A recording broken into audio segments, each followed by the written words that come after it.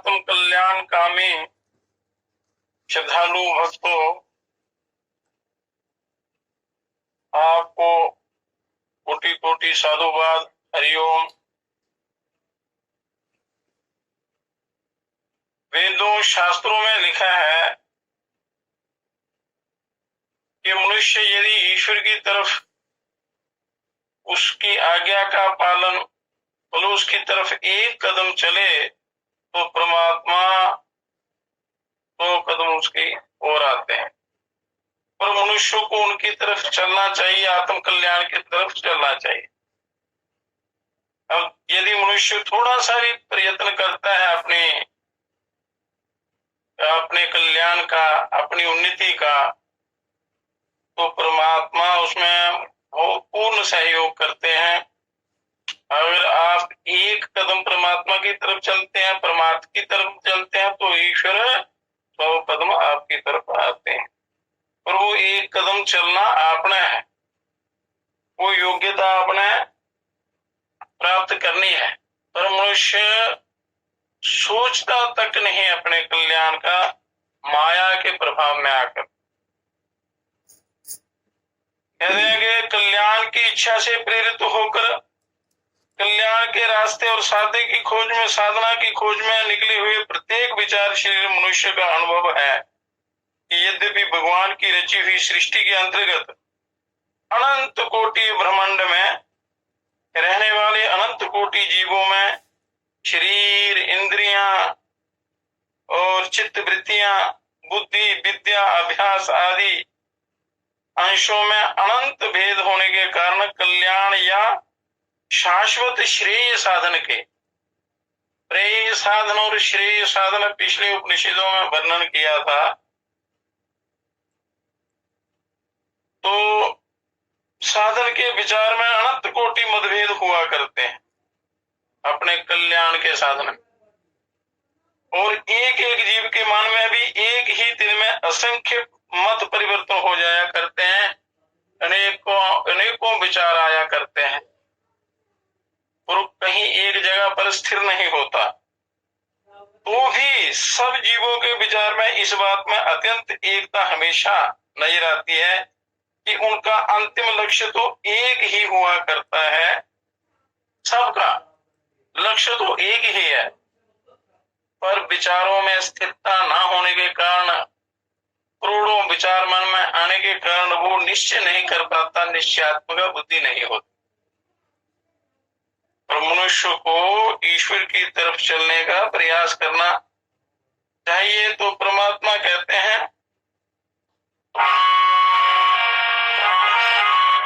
वेद शास्त्र उपनिषद ऋषि मुनि गुरु क्या कहते हैं,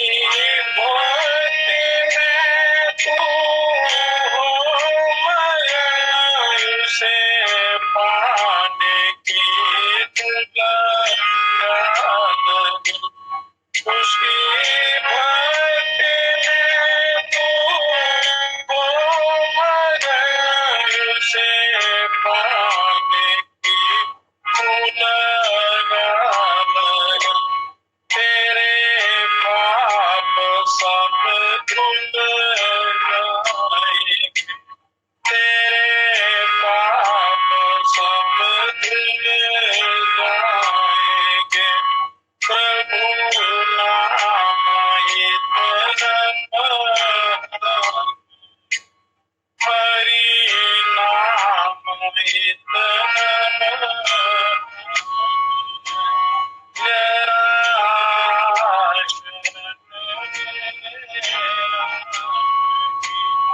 मेरा राम करुणा घट घट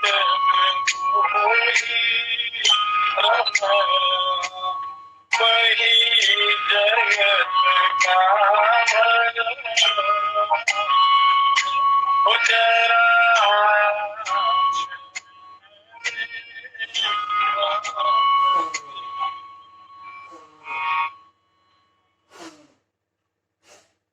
परमात्मा की तरफ या उसकी शरण में जाकर मनुष्य देखे तो सही, वो उसका कल्याण हो जाता है।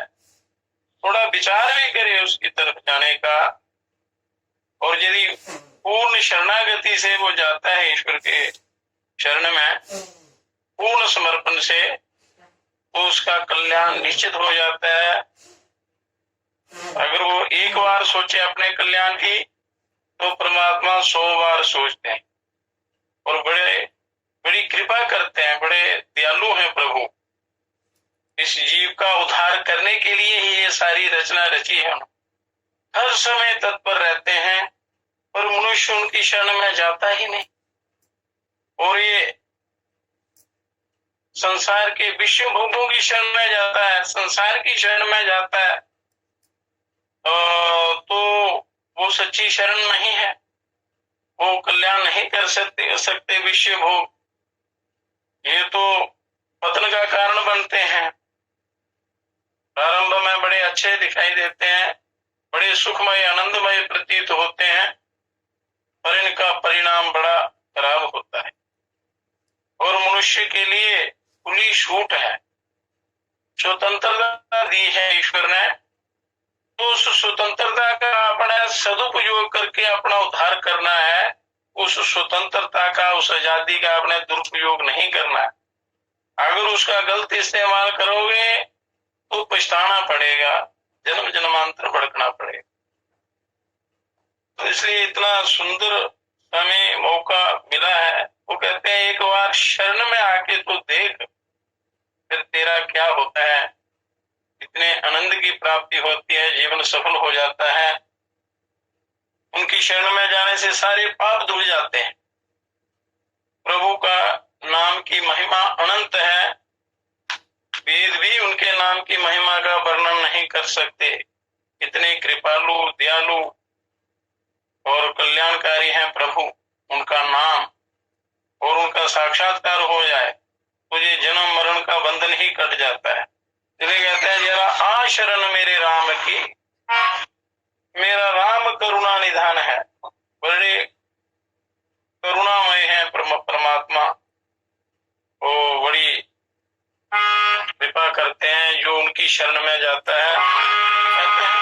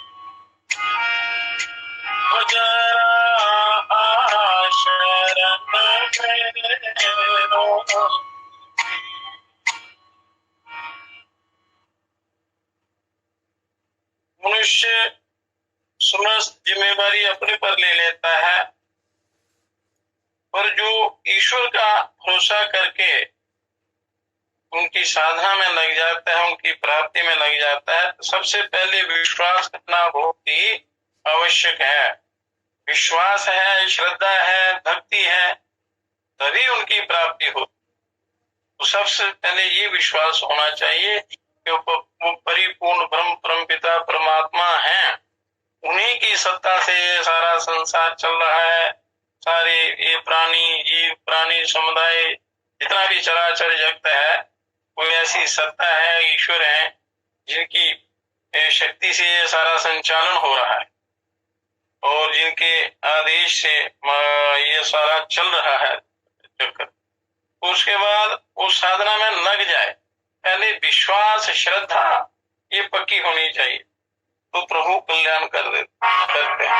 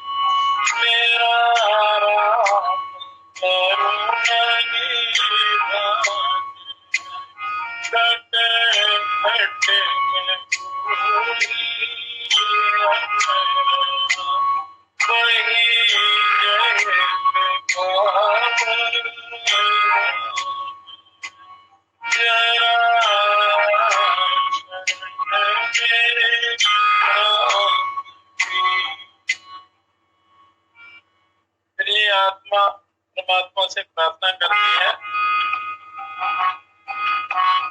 तेरी दास तुझसे पुकारती, तेरे चरणों में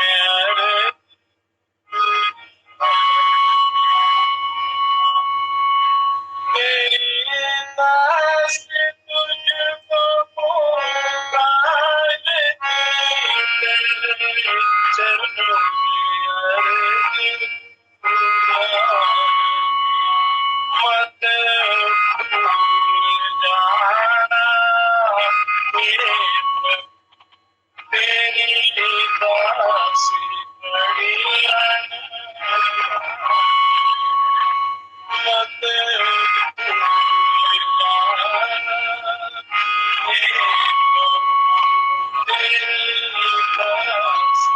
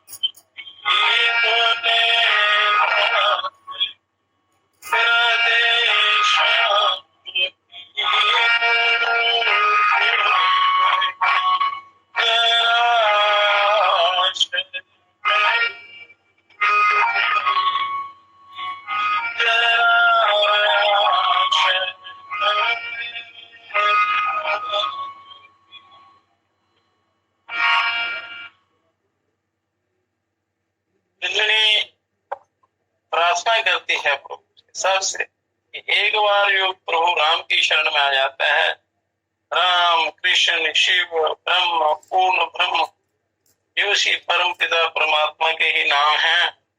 साकार निराकार परिपूर्ण ब्रह्म के नाम है। उनका चिंतन करने से, साधना करने से, ध्यान करने से इस जीव का कल्याण हो जाता है। पर मनुष्य को ये प्रयत्न करना पड़ेगा, क्योंकि वो राम ब्रह्म का ही नाम है। साक्षात ब्रह्म ही राम के रूप में आए थे जगत का कल्याण करने के लिए। तो उनके साकार या निराकार का चिंतन करने से जीव का उद्धार हो जाता है। और हर जगह वो सर्वत्र व्याप्त हैं, हर जगह उनका वास है, घट घट में विराजमान है। और विशेष रूप से वो हृदय में, मनुष्य के हृदय में ही वो प्रकट होते हैं। साधना करने पर अपने अंदर ही मिल जाते हैं। तो इसलिए अंतर्मुखी होकर मनुष्य को आत्मानुसंधान में लगना चाहिए। तो सबका अंतिम लक्ष्य एक ही है, परमानंद की प्राप्ति, ईश्वर की प्राप्ति, मोक्ष, सुख, परम सुख। तो वह ये है कि हमें सब स्थानों में, सब समय में, सब अवस्थाओं और सब प्रकार से सुख शांति मिलती रहे और हमारी उन्नति होती रहे। किसी स्थान में, किसी अवस्था में, किसी बात में किसी प्रकार का जरा भी दुख, क्लेश, अशांति व अवनति या गिरावट ना होने पावे, पतन ना होने पावे। तो अपने अज्ञान के कारण पतन होता है। इसलिए अज्ञान को दूर करके वो होता है अच्छी संगति में जाने से। और सिद्ध महापुरुषों के पास, उनके पास जाकर ज्ञान प्राप्त करके मनुष्य अपना सही रास्ता पकड़ ले। एक बार मार्ग मिल जाए तो उनकी प्राप्ति हो जाती है। इसी स्वाभाविक और अनिवार्य चित्त वृत्ति तथा इच्छा से प्रेरित होकर सब जीव अपने अपने विचार तथा शक्ति के अनुसार अनेक प्रकार के प्रयत्न करते हैं। कोई ज्ञान पूर्वक, कोई ज्ञान से ही अपना कल्याण मानते हैं, ब्रह्मनिष्ठ होते हैं, और कई योगनिष्ठ होते हैं। अनेक प्रकार की साधनाएं हैं। तो जिसमें रुचि होती है उसके अनुसार वो प्रयत्न करके प्राप्त कर लेते। तो उसमें ये ध्यान योग साधना सर्वोपरि है। पूजा कोटि समम स्तोत्र, स्तोत्र कोटि समो जपा, जप कोटि समम ध्यान, ध्यान कोटि समो नया। तो जिनका मन ध्यान में नहीं लगता या अंतःकरण की पवित्रता नहीं हुई है, वो उसको पूजा पाठ से शुरू करें, अच्छी संगति से, शास्त्रों की सत चर्चा से प्रारंभ करें। धीरे धीरे उत्तरोत्तर उन्नति होती चलती है, ज्ञान बढ़ता जाता है, प्रकाश बढ़ता चलता है। जैसे जैसे ज्ञान बढ़ता है और अंतःकरण का मल जो है धोता है, ज्ञान दूर होता है, ये जीव प्रकाशित होता जाता है। तो ऐसा समय आता है कि गुरु कृपा से वो ब्रह्म का साक्षात्कार कर लेता है। और आपका दिशा, मार्ग, रूट आपका सही होना चाहिए, लक्ष्य की तरफ होना चाहिए। तो जीवन का चिन्ह, इसमें तो संदेह या मतभेद नहीं कि उन्नति की इच्छा स्वाभाविक ही नहीं पर अत्यंत आवश्यक और उचित भी है। उन्नति उन्नति कर ली, बड़े मकान बना लिए उन्नति होगी, बड़े संसार के भोग ऐश्वर्य प्राप्त कर लिए, राजा बन गए उन्नति होगी, ऐसी बात नहीं। असली उन्नति जो है आपकी आध्यात्मिक उन्नति है, अपना कल्याण है, ईश्वर की प्राप्ति है, सच्चे सुख की प्राप्ति है। तो आपका आचार विचार व्यवहार ये पवित्र रखते हुए आपने उस परमात्मा की तरफ चलना है, क्योंकि उन्नति की इच्छा तथा उनके साधन का विचार और उसे प्राप्त करने का उद्योग करना बिना उद्योग के बिना उसके नहीं होता है।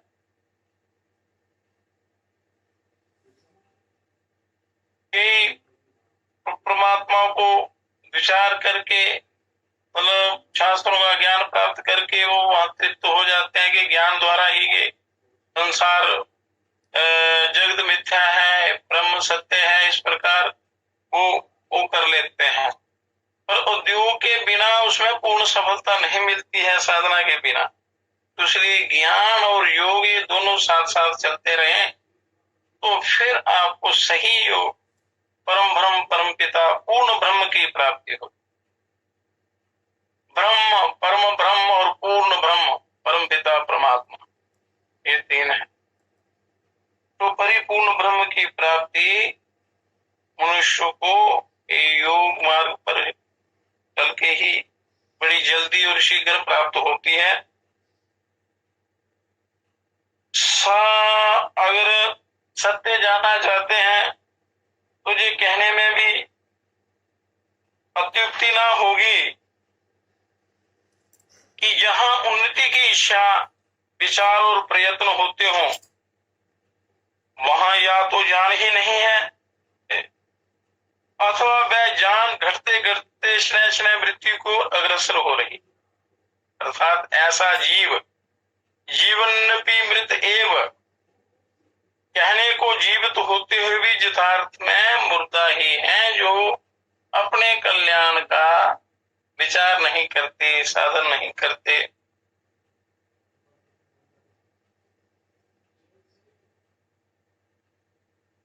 यहां उन्नति के विचार ना होते हो तो क्या होता है, वो जीते जी भी मुर्दे के समान है, तो जीवन बर्बाद हो जाता है। ये एक ऐसी सर्वथा सत्य बात है कि जिसका निराकरण या प्रतिवाद तो दूर रहा, जिसके बारे में मतभेद या शंका तक नहीं हो सकती। अब उन्नति का सच्चा अर्थ क्या है, उन्नति क्या है, कौन सी उन्नति आपको करनी है। कोई उपनिषदों में ग्रंथों में सब में मार्गदर्शन किया हुआ है ऋषि मुनियों ने, सिद्ध गुरुओं ने, योगियों ने। बड़ा बनाया रास्ता है, उस पर चलना है अपने। कोई एक रास्ता चुन के उस पर पक्का अभ्यास करना है और सारे चित्त वृत्तियों को अपने कंट्रोल में लाना है, काबू करना है उनको, उनकी तरफ ध्यान नहीं देना है, उनमें कोई प्रयत्न करने की आवश्यकता नहीं है, उनके साथ एक नहीं होना है। आपने वृत्तियों के अनुसार नहीं चलना है, आपने अंतःकरण की जो प्रेरणा होती है उसकी बात माननी चाहिए। हर मनुष्य को अंदर से प्रेरणा होती है, परमात्मा बैठे हैं वो प्रेरित करते रहते हैं, और वो आत्मा की आवाज को मनुष्य विश्व विकारों के कारण उसको दबा देता है, उनकी अनदेखा कर देता है, अनसुना कर देता है, इसलिए दुखों में चला जाता है, भटकना पड़ता है इस जीव को। इसलिए अंतःकरण की अपने आत्मा की आवाज सुननी चाहिए और इस जीव का अपना आप ही मित्र है और अपना आप ही शत्रु है। इसलिए अपने आप का अपने द्वारा जीव को कल्याण करना चाहिए और हर व्यक्ति हर जीव को अंदर से प्रेरणा मिलती है, उस प्रेरणा को ग्रहण करना चाहिए, उसके अनुसार चलना चाहिए। परंतु साथ ही साथ उन्नति के प्रयत्न में इसलिए कठिनाई होती है कि योग साधना करनी, ध्यान करना, पूजा पाठ करना या अपने कल्याण के मार्ग पर चलना, उसमें कठिनाई क्यों होती है कि हम लोग सच्चे दिल से अपने कल्याण और उन्नति को चाहते हुए भी किसी तत्व का भली भांति विचार नहीं करते, बातों में ही ले जाते हैं, बातों में ही संतुष्ट हो जाते हैं और प्रयत्न करना छोड़ देते हैं, अभ्यास करना छोड़ देते हैं।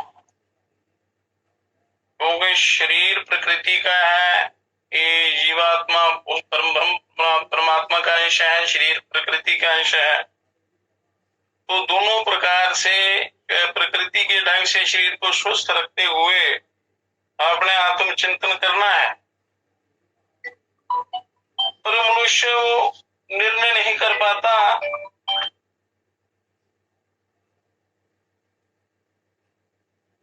उस एक तत्व का चिंतन नहीं करता, बस विचारों में ही खोया रहता है, इसलिए कल्याण नहीं होता और उन्नति यथार्थ लक्ष्य को ना समझकर भ्रम में पड़ जाते हैं लोग। ज्यादातर लोग भ्रम में पड़ जाते हैं, बल्कि अपनी उन्नति की इच्छा से जो कुछ करते हैं उसी से अवनति के मार्ग में पहुंचकर स्वयं अपने ही अपराधों से अनेक नए नए दुखों को भोगते हुए लाचार होकर पश्चाताप से बारंबार संतप्त होते रहते। क्योंकि सही विचार ना करने के कारण, क्योंकि सही विचार कहाँ से आएंगे यदि आपका संस्कार अच्छे होंगे, उठना बैठना चलना फिरना खाना पीना बोलना अच्छा होगा, पवित्र होगा, तभी आप कोई निश्चय कर पाएंगे, संस्कार अच्छे होंगे। इसलिए इस बात की अत्यंत आवश्यकता होती है कि पहले हम अपने असली और सच्चे लक्ष्य का पता लगाकर उसके बाद साधन या रास्ते के विचार में उतरेंगे, कौन सा रास्ता आपको अच्छा लगे। कल्याण के अनेक रास्ते हैं, पर गुरु आपको कौन सा मार्ग बताते हैं, आप किसके योग्य हैं, आप में कितनी पात्रता है, तो रास्ता चुनकर धीरे धीरे चलते रहें। निरंतर अभ्यास करना है, उसमें कोई नागा ना पड़े, क्योंकि शरीर किसी बाह्य साधनों की आवश्यकता तो पड़ती नहीं है, अपने अंदर से ही सारा ज्ञान प्रकट करना है और प्राप्ति करनी है। सिर्फ विचारों को शुद्ध पवित्र बनाना है, वो आपके साथ रहते हैं हमेशा। अब आपका असली लक्ष्य क्या है और साधना का क्रम क्या होना चाहिए। मनुष्य लौकिक कार्यों में लगातार लगा रहता है, तो जो संसारिक काम है उनमें भी तो यही क्रम होता है कि पहले हम अपने प्राप्य स्थान जो प्राप्त करने योग्य स्थान है उसका संकल्प या निश्चय कर लेते हैं कि मैंने जीवन में ये करना है, मैंने पढ़ाई करनी है, नौकरी करनी है, व्यापार करना है, ये करना है, नेता बनना है। इस प्रकार मनुष्य संकल्प निश्चय करता है और उसके बाद रास्ते के बारे में जिज्ञासा करने लगते हैं। कौन सी पढ़ाई की जाए, उससे क्या मिलेगा, कौन सा पद प्राप्त होगा, कौन सा बिजनेस होगा, कौन सा उन कमाई का साधन होगा या जीवन यापन का जो भी आप करते हैं। यदि अनेक रास्ते हों तो उनमें से कौन सा रास्ता सबसे नजदीक है और जिसमें ज्यादा परिश्रम ना करना पड़े और भटकना ना पड़े, कष्ट ना हो, सबसे सरल सीधा और लाभदायक रास्ता जो हो उसमें आप सोचते हैं कौन सी पढ़ाई हर लिहाज से अच्छी होगी, कौन सा काम मेरे लिए उपयुक्त होगा और कौन सा सबसे शीघ्र पहुंचने वाला मार्ग है, कौन सा सबसे सस्ता है और किसमें सबसे अधिक आराम है और कौन सा सब सरलता से प्राप्त हो सकता है। इस बात का निश्चय करते हैं अगर संसारिक काम भी आपने करना हो तो। इसलिए किंतु बड़े खेद की बात है कि छोटी छोटी यात्राओं में भी इसी क्रम से काम करते हुए और अपनी बुद्धिमता होशियारी और चालाकी पर प्रसन्न होते हुए भी अपने जीवन रूपी इस बड़ी संसारिक यात्रा के विषय में जिस पर हमारे इसी जन्म के नहीं हजारों जन्मों के सुख दुख निर्भर करते हैं, हजारों जन्मों के। और ये जो जन्म मिला है इसमें आप सारा हिसाब किताब कर सकते हैं, वो उस पर नहीं चलते, उसका विचार नहीं करते, तो फिर वो हिसाब बढ़ता जाता है, बढ़ता जाता है, कर्जा बढ़ता जाता है। ऐसे कल्याण होगा। तो हम लोग उसे महान उत्तरदायित्व का, उस महान अपने महान उत्तरदायित्व का जो आपका फर्ज है, कर्तव्य है, जरा भी ख्याल ना करके और इतनी विचार शून्यता दिखाया करते हैं कि इतनी मूर्खता दिखाया करते हैं कि हम इस प्रारंभिक बात को भी नहीं सोचते कि हमारी इस जीवन रूपी लंबी यात्रा का लक्ष्य क्या है। वो खाना कमाना, खाना पीना सोना, कमाना खाना पीना सोना और जीवन में विषय भोग भोगते रहना पशुओं जानवरों की तरह। मनुष्य का ये काम नहीं है।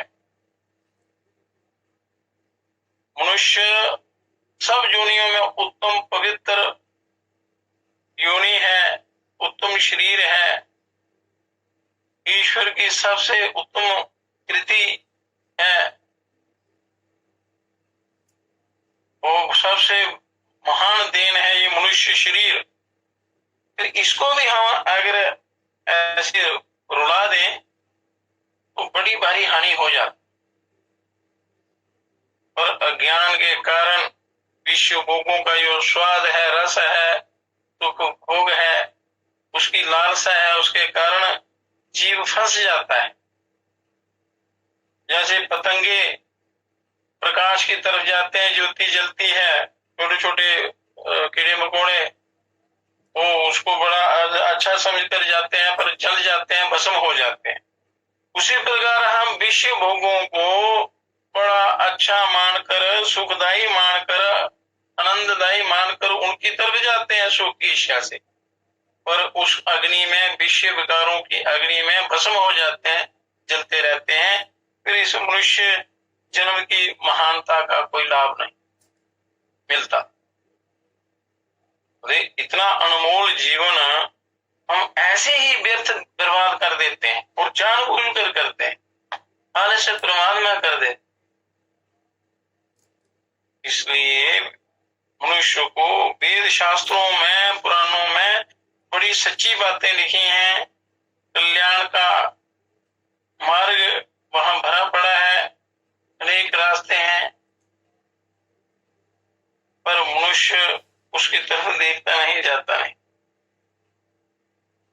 यात्रा तो शुरू हो चुकी है, जीवन मिल चुका है आपको, और हम अपने लक्ष्य की दिशा को भी ना जानते हुए, अगर दिशा का पता ना हो, दिल्ली जाना हो, दिशा का पता ना हो कि दिल्ली किस तरफ है, चले जाएंगे उत्तर, ऊपर की तरफ, हिमालय की तरफ, तो वो अपना लक्ष्य कभी प्राप्त नहीं होगा। विपरीत दिशा में चले जाएंगे, दिशा का सही ज्ञान नहीं होगा, तो फिर वो लक्ष्य की प्राप्ति नहीं होती, भटकता रहता है जीव। यात्रा में बहुत दूर निकल जाने के बाद भी लक्ष्य का विचार ना करके रास्ते में मिलने वाले हर व्यक्ति से पूछते रहते हैं कि हमें किस मार्ग से चलना चाहिए, अथवा केवल चर्चा मात्र करते रहते हैं कि अमुक रास्ता अच्छा है, फलाना अच्छा है, वो अच्छा है, इस प्रकार ही चर्चा करते रहते हैं। इससे बढ़कर, इसके समान भी उपहास की बात और क्या हो सकती है कि स्वयं हम ही ना जाने कि हमें कहाँ जाना है और क्या करना है, कैसे हमें अपना कल्याण हो हमारा। यही नहीं, हम औरों के साथ चर्चा भी करते रहें कि कौन सा रास्ता अच्छा है इत्यादि, तो इसका परिणाम क्या होगा, कोई प्राप्ति नहीं होगी। जब स्वयं ही हम नहीं जानते कि हमें कहाँ जाना है और इसीलिए अपने लक्ष्य का निर्देश ना करते हुए हम एक व्यक्ति से अपने मार्ग या साधन के बारे में प्रश्न करते हैं या सलाह मांगते हैं, तब इसका यही परिणाम स्वाभाविक, उचित और अनिवार्य भी है कि जिससे सलाह मांगी जाती है वह हमारे भीतर के लक्ष्य को ना जानते हुए कदाचित अपने अंदर के लक्ष्य का भी विचार ना करते हैं, उसी क्षण उसके मन में यो मार्ग अच्छा या हितकर होगा उसी को बता सकेगा और बताने को विवश होगा। अतः हमें सबसे पहले अपने असली और सच्चे लक्ष्य का पता लगाना होगा कि हम आदत बुरी सुधार लो बस हो गया भजन भजन, आए कहां से और अब जाना कहां तुम्हें, मन में यही बिचलो बस हो गया भजन भजन। मतलब कहां से आप आए हैं, कहां आपने जाना है, पता चल जाए, लक्ष्य निर्धारित हो जाए, सही रास्ते का पता जब चल जाता है तो मनुष्य उस पर चलने का प्रयत्न साधन करता है, उसको वो लक्ष्य प्राप्त हो जाता है। तो इतना आपने करना है, विचारना है और लक्ष्य का पता करना है, तो वो अच्छी संगति से, अच्छे संस्कारों से होता है। लक्ष्य का निश्चय हो जाने के बाद साधना का विचार अपने आप आपके सामने आ जाएगा। फिर जब लक्ष्य का पता चल जाता है तो मनुष्य उसके लिए प्रयत्न करता है, तो कोई ना कोई साधन मिल जाता है। इसलिए मनुष्य को अपने असली लक्ष्य को खोजना है। तो असली लक्ष्य क्या है? आपका असली लक्ष्य एक ही है, आत्मोन्नति, ईश्वर प्राप्ति, ये जन्म मरण से छुटकारा, सच्चा सुख, वो जिसके लिए परमात्मा ने भेजा है, परम ब्रह्म की, परम पद की प्राप्ति। उसके लिए जो उपाय हैं शास्त्रों में लिखे हैं, बताए हैं अनुभव करके, उन पर आपने चलना है, उसके लिए अभ्यास करना है। पर विषयों विकारों का वेग इतना भारी होता है, प्रभाव, कि मनुष्य को यदि अच्छी संगति ना मिले, अच्छा संग ना मिले, हरी चर्चा ना मिले, सच शास्त्रों का स्वाध्याय प्राप्त ना हो, तो ये भटकता रहता है, जन्म जन्मांतर कल्याण नहीं होता। तो इसलिए वो अच्छी संगति, अच्छे विचार मिलने पर, इतना सुंदर जीवन मिलने पर भी यदि मनुष्य अपने कल्याण का प्रयत्न ना करे तो बड़ी भारी हानि होती है। एक मनुष्य के मन में भी एक ही दिन में और एक ही क्षण में बहुत सी इच्छाएं पैदा हो जाती हैं, तो इच्छा संसार को जन्म देती है और उनमें बारंबार परिवर्तन भी होता है।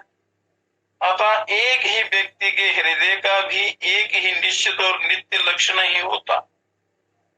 हर व्यक्ति के अलग अलग लक्ष्य हैं उसके संस्कारों के अनुसार, और ऐसी हालत में हजारों प्रकार के और अत्यंत विभिन्न विचारों के मनुष्यों का एक ही लक्ष्य कैसे हो सकता है, इस पर भी विचार करना है। हर व्यक्ति के अंदर अलग अलग विचार पैदा होते हैं, प्रकट होते हैं। कोई कुछ सोचता है, कोई कुछ सोचता है, कोई किसी का कोई लक्ष्य है, किसी का कोई है। इस प्रश्न का उत्तर ये है कि जब एक एक मनुष्य के विचारों और इच्छाओं में भी विपुल भेद हो जाया करते हैं, तब अनंत कोटि मनुष्यों के विचारों में अनंत भेदों का होना अवश्यम भावी है। एक व्यक्ति में हजारों विचार आते हैं और हजारों लोगों में तो, असंख्य अनंत लोगों में तो अनंत विचार आना स्वाभाविक है। ऐसी दशा में सबके मन में एक ही हिस्सा या लक्ष्य का होना लगता तो असंभव है, असंभव सा ज्ञात होता है। तो बड़े आश्चर्य और आनंद की बात है कि जब हम ऊपर ऊपर का विचार छोड़कर गहरे विचार में उतरते हैं, ध्यान करने के लिए इसलिए कहते हैं कि जब ऐसे सोचते, जितना मर्जी विचार दौड़ाते रहो, सोचते रहो, कल्पनाएं करते रहो, पर जब आप कल्पना शून्य होते हैं, ध्यान करते हैं, अपने हृदय की तरफ जाते हैं, तो आपको सच्चा अनुभव होना शुरू हो जाता है।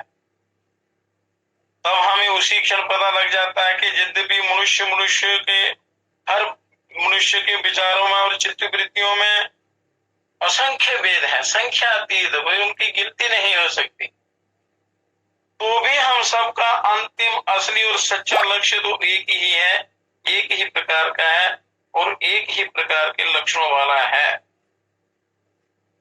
वो अनंत सुख, परमात्मा की प्राप्ति, अपने स्वरूप को जानना, वो लक्ष्य है। और वो सबसे सरल सीधा रास्ता है ध्यान योग, ज्ञान और योग। ज्ञान पूर्ण जानकारी अपने लक्ष्य के विषय में, हर प्रकार उस प्रभु के विषय में पूर्ण जानकारी, और फिर उस पर अभ्यास, वहां तक पहुंचने का जो साधना है,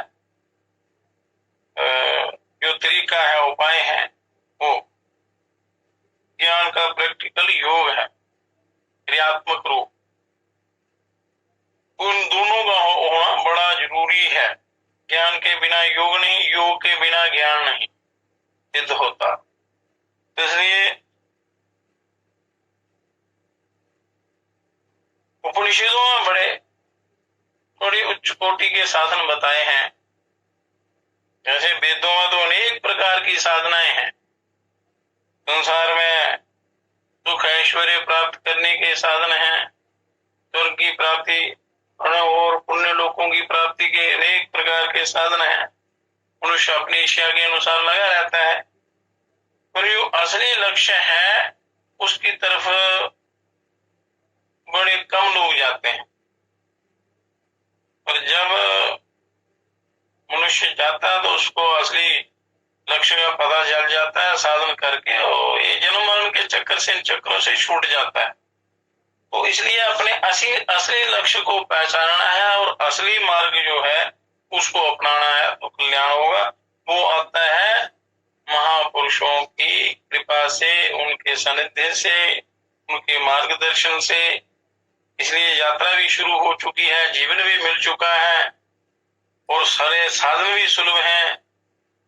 फिर आपने खाली अपना मन मोड़ना है। आप किस तरफ अपनी मोड़ते हैं, अपने रथ की लगाम, घोड़ों की लगाम किस तरफ मोड़ते हैं, वो आपके ऊपर आधारित तो है। तो इसलिए अपने कल्याण की तरफ मोड़ना चाहिए। अपने गाड़ी का जो स्टीयरिंग है वो कल्याण की तरफ मोड़ना चाहिए। तो इस प्रकार मनुष्य को अपनी आदतों को सुधारते हुए, छोटी जीवन में जो आपके नित्य कर्म हैं, जीवन चलाने के लिए जो नित्य नैमित्तिक कर्म जो है उनको बड़ा पवित्र बनाना है और आत्मा की तरफ चलना है, आत्मज्ञान की प्राप्ति करनी है। तो अपनी जो बुरी आदतें हैं उनको आपने सुधारना है। कहते हैं ना, आदत बुरी सुधार लो, बस गया भजन भजन, मन की तरंग मार लो, बस गया भजन भजन, आदत बुरी सुधार लो, बस गया भजन मन की तरंग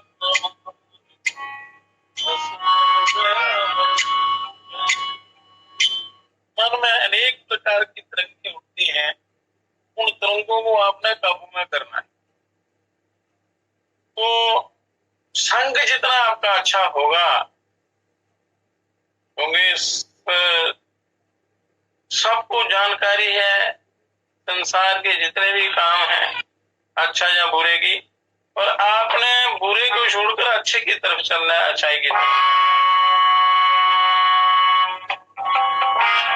आए कहां से और अब जाना कहां पे, आए कहां से और अब जाना कहां पे, मन में नहीं विचार हो, बस हो गया भजन भजन, बस हो गया भजन भजन, आदत बुरी सुधार लो, बस हो गया भजन भजन, मन की तरंग मार लो, बस हो गया भजन।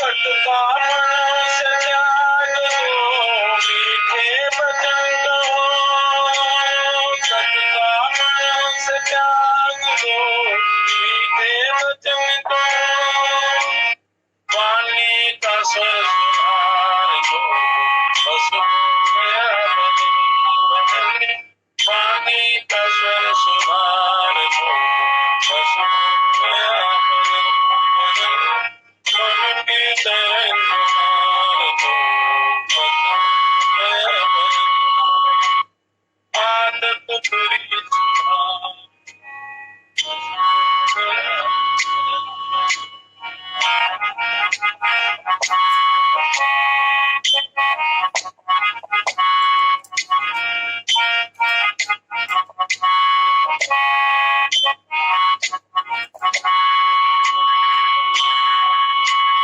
दृष्टि में तेरे दोष है, दुनिया निहारती, दृष्टि में तेरे दोष है, दुनिया निहारती, समता का अन्नहार दो, बस हो गया भजन भजन, समता का अन्नहार दो, बस हो गया भजन भजन, आदत बुरी सुधार दो, बस हो गया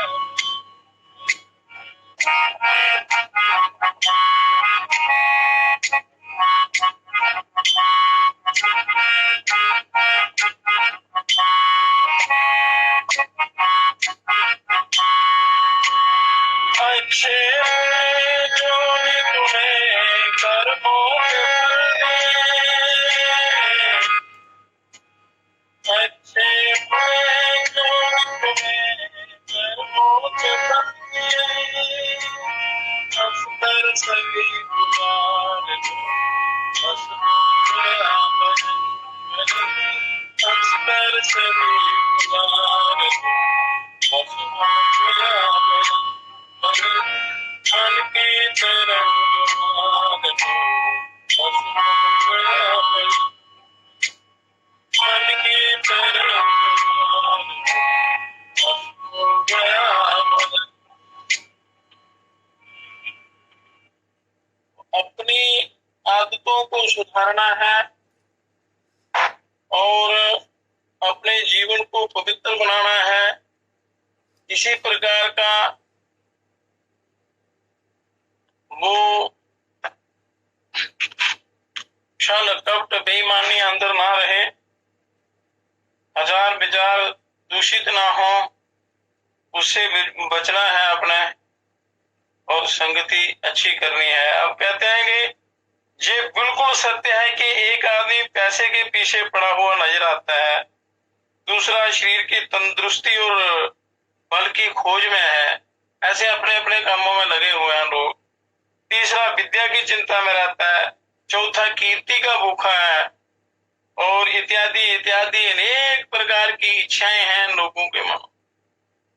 पर सही असली लक्ष्य का भूखा कोई नहीं, सब संसारिक सुखों के इच्छुक हैं, किंतु ऊपर ऊपर ना जाकर थोड़ा ही गहरा विचार करने पर हम सबको स्पष्ट हो जाता है कि कोई भी इन चीजों के लिए इन चीजों को नहीं चाहता, बल्कि एक एक वस्तु को सच्चे सिद्धांत के अनुसार या भ्रम से अपने हृदय के अभिष्ट अखंड परिपूर्ण और शाश्वत शांति और आनंद रूपी असली और सच्चे लक्ष्य का प्रयत्न करता है। सच्चे लक्ष्य का प्रयत्न करता है इनके माध्यम से। लक्ष्य तो उसको सच्चा होता है, पर पता नहीं होता है कि उसको कैसे प्राप्त करना है।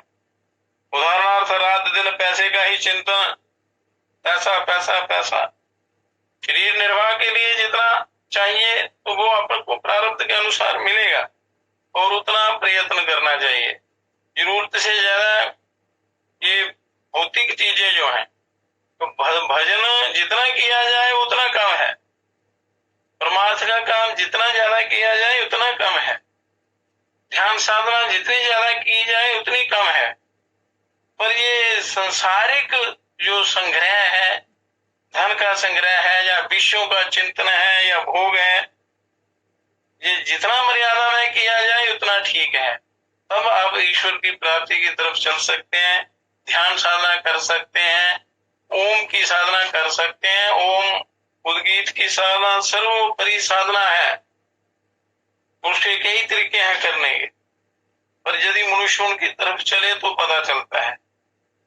तो कहते हैं कि मैं रात दिन पैसे का ही चिंतन, खाने पीने का चिंतन, बस कमाने खाने पैसे। पशुओं से भी गई गुजरी विचारधारा बन चुकी है। और ध्यान करने वाले किसी व्यक्ति से पूछा जाए कि तू पैसा क्यों चाहता है, तो वह जवाब देगा कि पैसे में अमुक अमुक भोगों का उपभोग कर सकता हूं।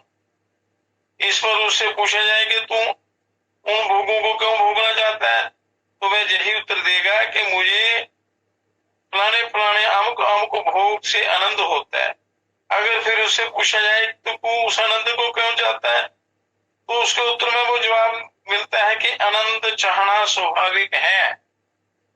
आनंद चाहना तो स्वाभाविक है, पर असली आनंद कहाँ है वो पता नहीं है, वो ढूंढते हैं गलत जगह, इसलिए सच्चा सुख सच्चा आनंद नहीं मिलता।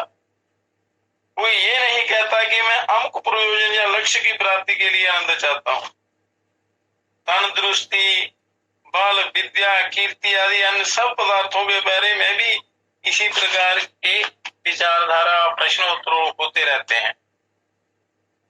तो लक्ष्य की एकता और उसके लक्षण क्या है, लक्ष्य निर्धारित करना बड़ा जरूरी है।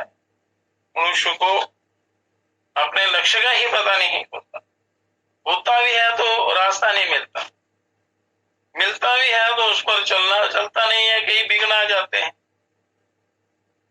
उसके लिए सत्संग सबसे बढ़िया तरीका है। और सत्संग का अर्थ शास्त्रों का स्वाध्याय, महापुरुषों का संग, गुरुओं का सानिध्य और उस पर उनके बताए हुए रास्ते पर अभ्यास ईश्वर की तरफ।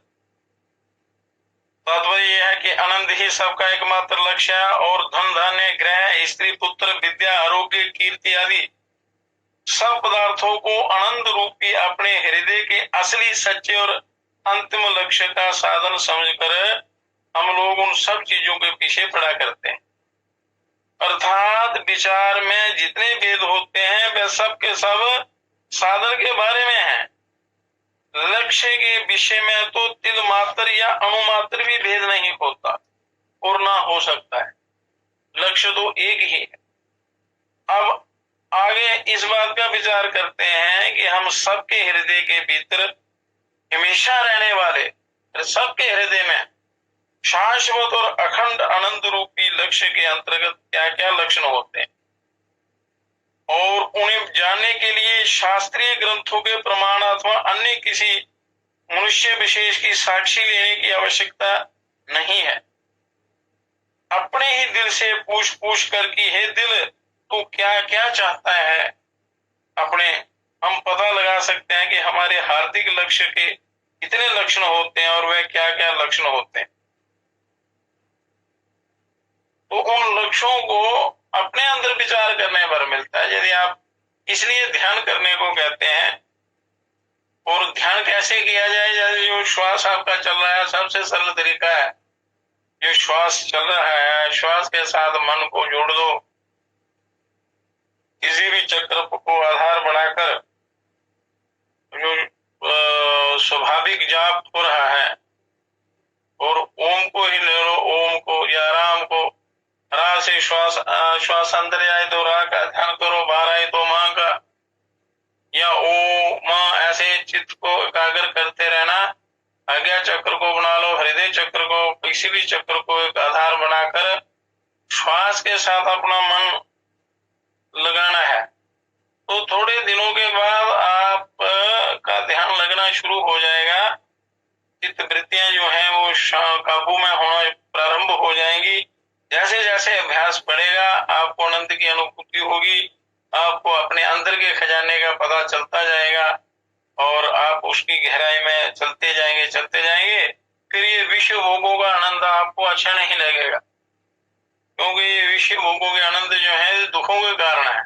इनमें सुख है ही नहीं। सुख इनमें केवल सुख का भ्रम है। तो सच्चा सुख तो उसमें है। जब आप ध्यान करेंगे तो जितना अभ्यास होगा उतना अनुभव आपको गहरा होगा।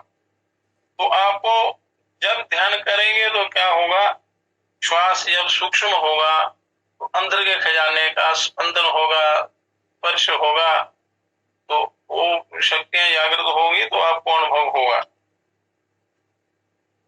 तो ये सब गुरु कृपा होती है, गुरुओं की, सिद्ध गुरुओं की कृपा से ये सारा चलता है। इसलिए बार बार कहते हैं कि गुरुओं की शरण में जाकर उनसे ये सिद्ध विद्या प्राप्त करके मनुष्य को अपने कल्याण में लग जाना चाहिए, अभ्यास करना चाहिए। किसी प्रकार का अहंकार नहीं करना है, किसी प्रकार का किसी भी बात का अभिमान नहीं करना, न शरीर का, ना रंग का, ना रूप का, ना धन का, ना अपने पद का।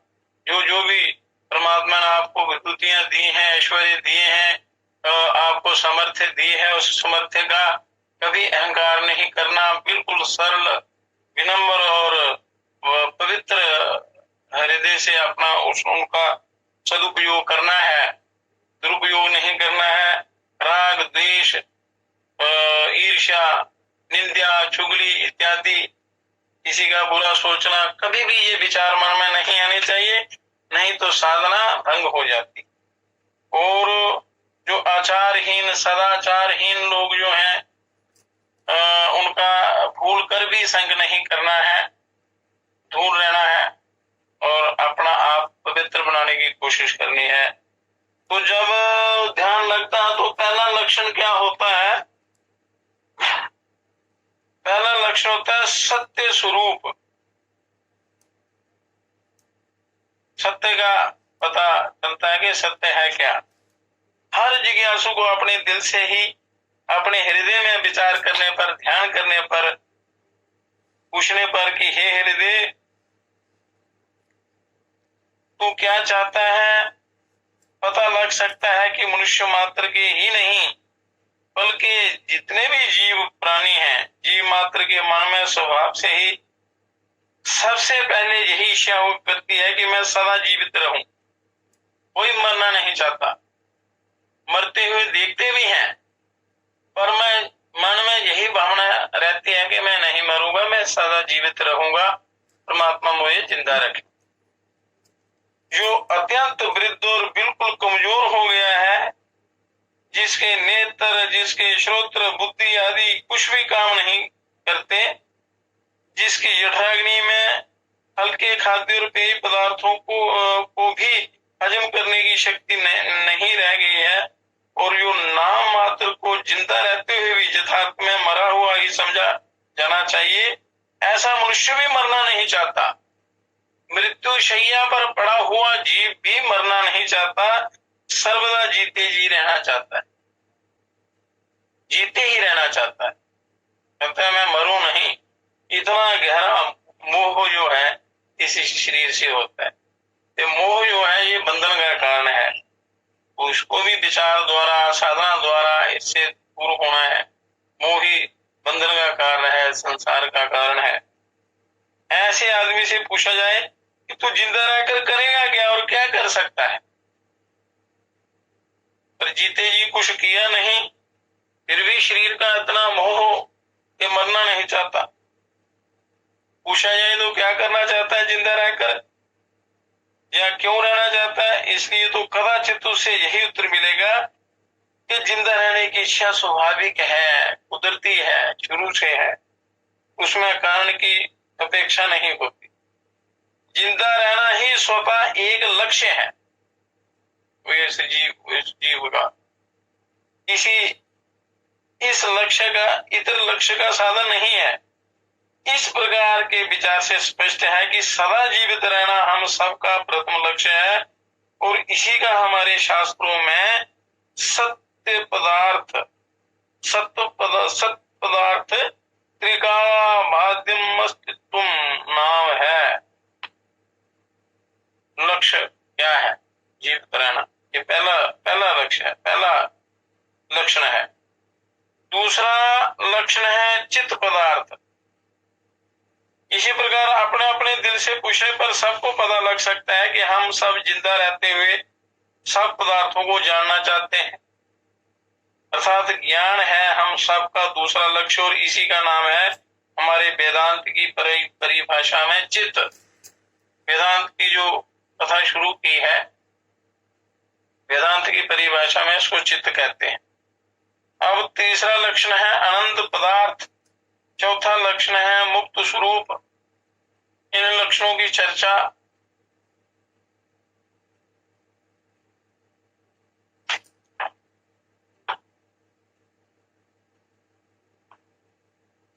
तीसरा लक्षण बता ही देते हैं। पुनः इसी तरह विचार करने से स्पष्ट होता है कि केवल जिंदा रहने और सब बातों को जानने से ही तृप्त ना होकर हम दुख लेश से भी रहित केवल अखंड और परिपूर्ण सुख को भी चाहते हैं, उस आत्मानंद को चाहते हैं, ब्रह्मानंद को चाहते हैं, जो सुख आनंद कभी समाप्त हो ही ना, ऐसा अखंड आनंद उसकी भी प्राप्ति चाहते हैं। और दुख लेश से भी रहित केवल शुद्ध अखंड परिपूर्ण सुख है हमारा तीसरा लक्ष्य, और इसी का नाम हमारी संस्कृत भाषा में या वेदों में उपनिषदों में उसको आनंद कहते हैं। ब्रह्मानंद, परमानंद, आत्मानंद, सच्चिदानंद हुआ ब्रह्मानंद, परमात्मा का जो आनंद है सच्चानंद है। और चौथा लक्षण प्रकट होता है अपने अंदर ध्यान करने पर, ये सारे लक्षण प्रकट होते हैं, विचार प्राप्त होते हैं। अब चौथा लक्ष्य है हमारा मुक्त स्वरूप। मुक्ति भी चाहता है मनुष्य। यदि अपने हृदय की अभिष्ट व सब सुखदायी सामग्री हमें अपने स्वतंत्र अधिकार से ना मिलकर दूसरे किसी के अनुग्रह से मिला करे तो ऐसे सुख से हमें तृप्ति और संतोष नहीं होता, और हम कहने लगते हैं कि पराधीनता में रहकर इन सब सुखों को भोगने की अपेक्षा स्वतंत्रता में आजादी में रहते हुए कम सुखों का उपभोग करना ही श्रेष्ठ है। पराधीनता परम दुख है इत्यादि इत्यादि ऐसे विचार मन में आते हैं। और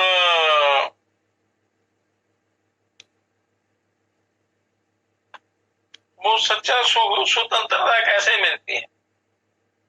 क्योंकि वो संस्कृति शिक्षा प्रणाली आपकी अच्छी हो, संस्कार अच्छे हो, मार्गदर्शन अच्छा हो, आपका आचार विचार व्यवहार भी अच्छा हो,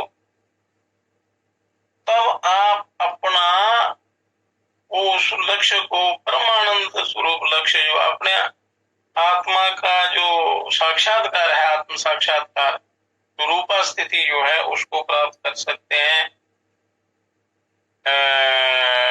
ये ध्यान योग ध्यान साधना द्वारा, सब साधनाओं में सर्वोपरि साधना सिद्ध योग ध्यान साधना है, योग मार्ग है। क्योंकि शरीर के द्वारा ही सारे काम कार्य सिद्ध होते हैं, संसार के या परमार्थ के आत्म कल्याण के शरीर माध्यम खलु धर्म साधनम। तो योग विधियों द्वारा इस शरीर को शुद्ध व आरोग्य बनाकर आदि व्याधियों से रहित इसको करके, क्योंकि आदि व्याधियां बीमारियां कष्ट क्लेश शरीर को कमजोर बना देते हैं, तो कमजोर व्यक्ति साधना नहीं कर सकता, ईश्वर की प्राप्ति उसको ब्रह्म के दर्शन नहीं हो सकते। इसलिए योग साधना द्वारा शरीर को परम बनाते हुए, पवित्र बनाते हुए, निरोग बनाते हुए आपने उस ब्रह्म प्राप्ति की तरफ चलना है, परम पद, उस आत्मानंद की तरफ, आत्म स्वरूप की तरफ, स्वरूपा स्थिति की तरफ।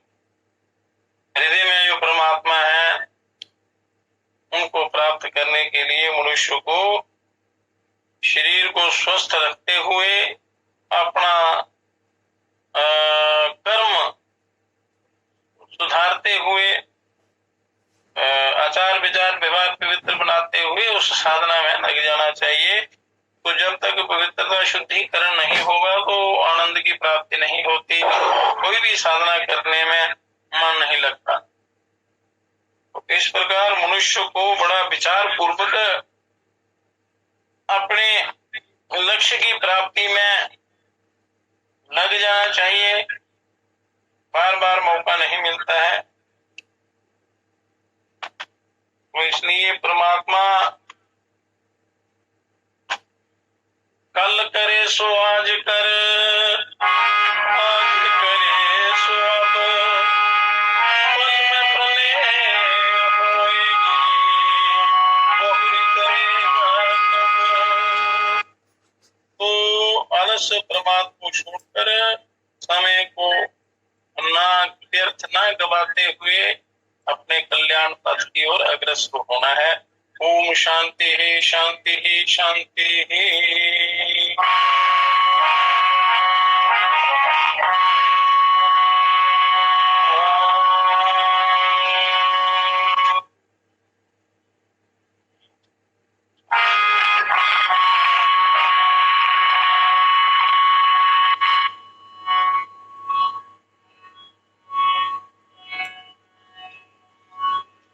परमात्मा से प्रार्थना करनी है अपना जगदीश ईश प्यारे, मेरे वादा तेरा स्वरूप मुझको प्रभु दिखा जा। जगदीश ईश प्यारे,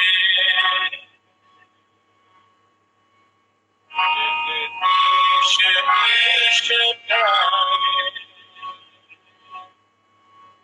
मेरे देव में मेरे आना, अपना स्वरूप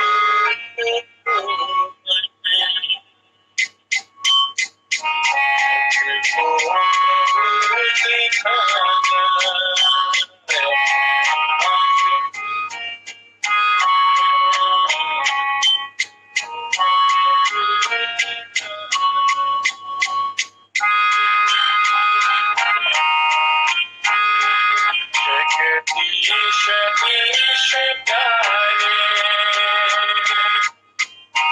जगदीश ईश प्यारे, गिरते में मेरे आजा, अपना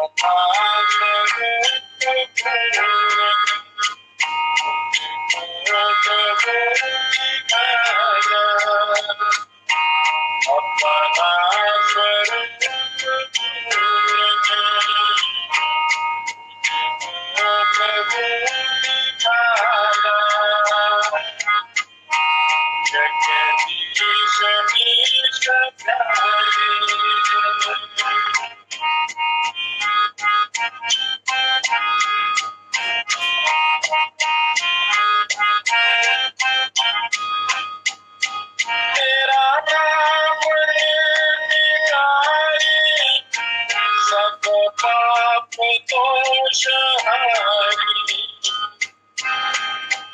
तेरा नाम नितारी, सब पाप दोष हारी, करी निहारी, दिल में बिठा जा, शक्ति पे आई, दिल में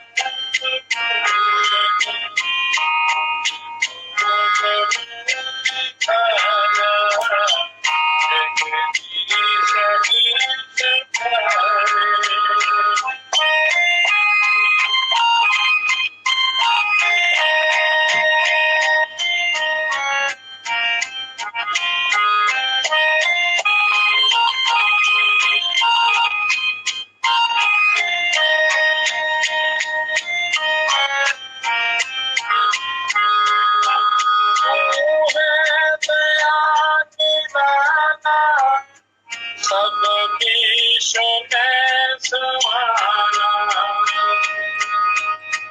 तू है दया निदाना, सब विश्व में समाना, इत वेद गुण बखाना, दर्शन मुझे दिखा जा, तेरा स्वरूप पूर्ण मुझको प्रभु दिखाना, तेरा स्वरूप पूर्ण मुझको प्रभु दिखाना, जगदीश ईश प्यारे।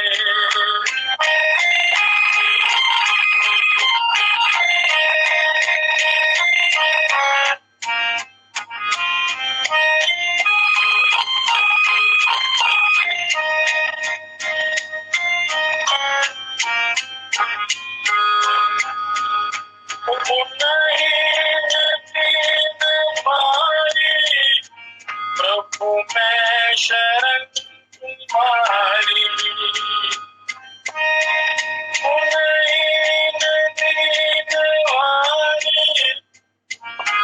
प्रभु मैं शरण तुम्हारी, मुझे कीजिए उभारी, पाप जाल से छुड़ा जा, मुझे कीजिए उभारी, पाप जाल से छुड़ा जा, तेरा स्वरूप पूर्ण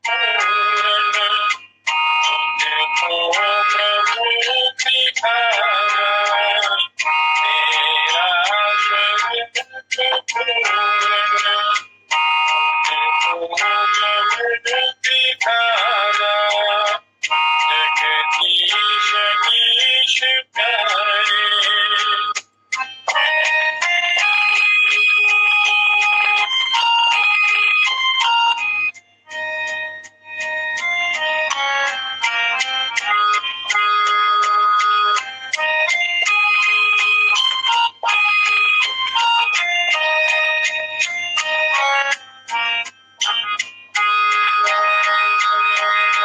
करके दया निहारो, प्रभु दास हूँ तुम्हारो, करके दया निहारो, प्रभु दास हूँ तुम्हारो, आनंद भंडारो, निज रूप में मिला जा, आनंद भंडारो, निज रूप में मिला जा,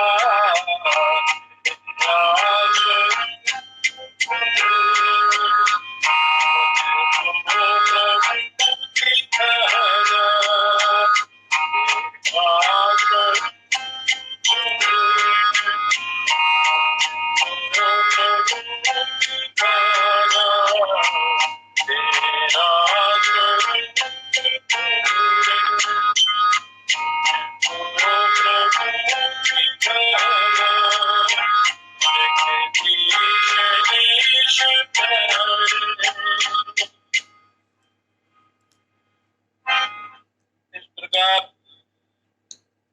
प्रभु से प्रार्थना करनी चाहिए। प्रभु के हृदय में रहने वाले परिपूर्ण परम पिता परमात्मा हृदय में ही प्रकट होकर मेरे अपने स्वरूप का अपने आप का साक्षात्कार करवा दीजिए। प्रभु आप ही मेरे हृदय में विराजमान हैं, तो मैं अज्ञान अंधकार में डूबा हुआ हूँ, मेरे उस अज्ञान अंधकार को दूर करके मेरे हृदय में ही प्रकट हो जाइए। प्रभु मेरा उद्धार कीजिए। इस प्रकार ये करना है। और एक क्रिया कपालभाति आपने प्रतिदिन करनी है, तो उसका सही तरीका है कि मूल बंद लगाते हुए ओलियान बंद, श्वास को बाहर फेंकना है, बाहर निकालना है 10 बार। से 10 बार निकालना।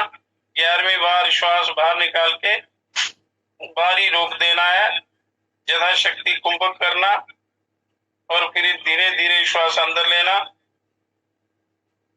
और फिर थोड़ी देर रोकना यथाशक्ति, फिर धीरे धीरे रेचक कर लेना। तो ये 12 श्वास का एक राउंड हुआ। इस प्रकार कपालभाति 3 राउंड 5 बार, 7 बार, 10 बार ऐसे धीरे धीरे बढ़ाना है। पर ये इसमें विराम जरूर देना है। बाह्य कुंभक और हर 10 श्वास के बाद बाह्य कुंभक, फिर अभ्यंतरी कुंभक, फिर रेचक, फिर दूसरा राउंड शुरू करना है। तो ये प्रतिदिन करना है, इससे पेट के समस्त रोग दूर होते हैं, ध्यान अच्छा लगता है, ध्यान साधना में सहायता मिलती है, बाकी प्राणायाम अच्छे ढंग से होते हैं। ओम शांति ही शांति ही शांति।